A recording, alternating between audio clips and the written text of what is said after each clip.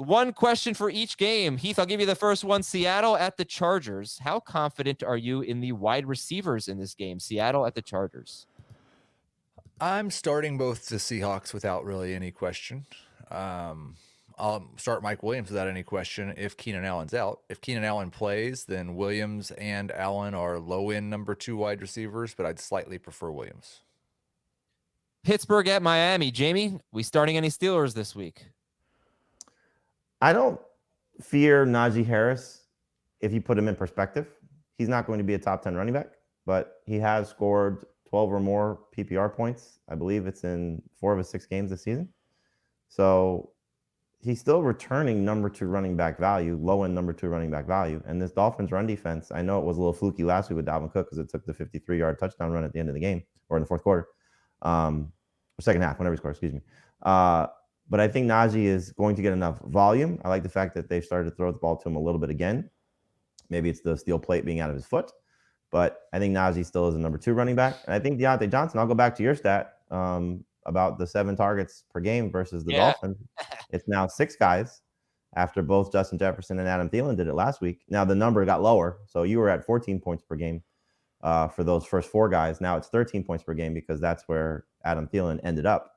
But if you tell me I'm getting 13 PPR points from Deontay Johnson, I'll sign up for that as a number 2 receiver. So I'll take him and I'll take Deontay, and then Freiermuth, I think if he plays, he's a starter.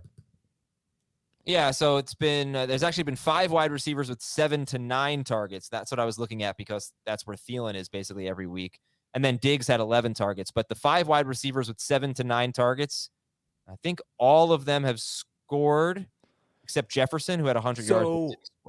I'm not completely well-versed in Azer stats. If you tell us that 5 wide receivers have had 7 to 9 targets and they've all scored at least 14 PPR fantasy points, and then Adam Thielen has 7 to 9 targets and scores 13, was the stat a good stat or a bad stat?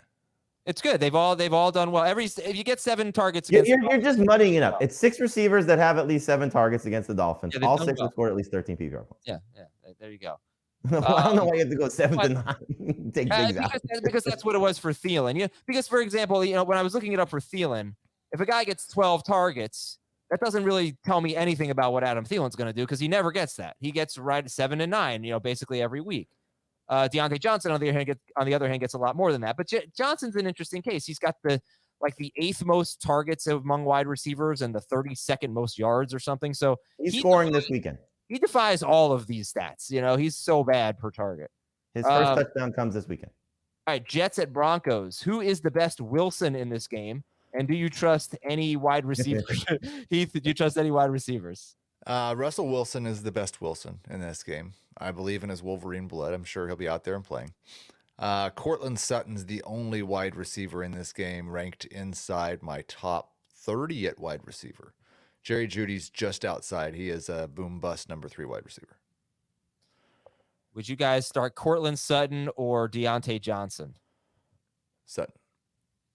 I'm getting closer to moving Johnson ahead of Sutton. This Jets defense has been phenomenal. Yeah, and their 2 cornerbacks have been really good. But I don't want any part of Jerry Jeudy. They give up some production to wide receivers, right? I mean, they're not like locking guys down. No, they're not lockdown guys, but I don't have any faith in Jeudy. So would you start all 4 wide receivers, assuming Keenan Allen plays, all 4 of the Seattle, Los Angeles Chargers wide receivers over Sutton this week? Not Keenan. No, not Keenan Allen. Okay. Not yet. Colts are at the Titans. Jamie, how much do you like the Colts passing game against arguably the worst pass defense in football? Both top 24 receivers in PPR. Pierce just outside in non-PPR. Pittman's obviously a must-start guy. Paris Campbell, not there yet. But no, in terms of Pierce and Pittman, I think it should be all systems go based on what they've done for the last. Pittman clearly easy, but Pierce the last month. And he had 4 for 8 against them 2 weeks ago. Yeah, it'd be interesting to see if the Titans coming off a bye are still as bad against the pass as they have been. Especially against a team that they just played. But yeah, they give up a ton of big plays. I mean, they give up a ton. They give up the most, even without playing a 6th game, even with only 5 games played, no team has allowed more 20-plus air yard completions than the Titans. which I think would favor Alec Pierce. Not over Pittman, but it would help Alec Pierce. How about Atlanta, Cincinnati? Heath, London and Pitts, start or sit? I don't want to start either one. You're probably starting Kyle Pitts because he's a tight end, but he's just barely in my top 12. I would, like, it's a situation where you may not be making the roster move because there's buys and you don't have that many spots. But I would start Evan Ingram, Hunter Henry, and Robert Tonyan over Kyle Pitts. How many wide receivers have a higher target share than Drake London?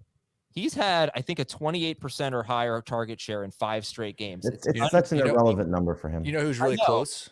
Who? Darnell Mooney. I can see that. The target share is so good for London, but they never throw. All right, Cleveland at Baltimore. This is an interesting test for the Falcons because if the Bengals offense, which is starting to get hot, goes crazy early in the game, which you're counting on Zach Taylor to call the right plays, but if they get hot early in the game, the Falcons offense is going to have to flip itself on its head. And then London should have a decent opportunity because of that target share and even Pitts. But they're going to just come out there and try and run down your throats. And it worked last week for sure. And I'll tell you about Cincinnati's run defense a little bit later. They've been struggling since DJ Reader went out with an injury. Cleveland at Baltimore, Jamie, starter sit, road Amari Cooper. I would start him because of the bye week situation. I wouldn't start him as oh my God, this is a great situation for Amari Cooper because I do think that this Ravens secondary has played a little bit better of late. You know, you've noted this a lot following the Miami game. But I was wrong about that. I have to give an update on that. So they were bad. They played better. They haven't been. No. They were worse against New England. And then, since then, the last 3 games, much better. But New England threw all over them. Devontae Parker had 150 yards. But yes, I kept saying Miami. It was those 2 games. They've been much worse. Well, I mean, the Dolphins game is the one that stands out where they were just awful.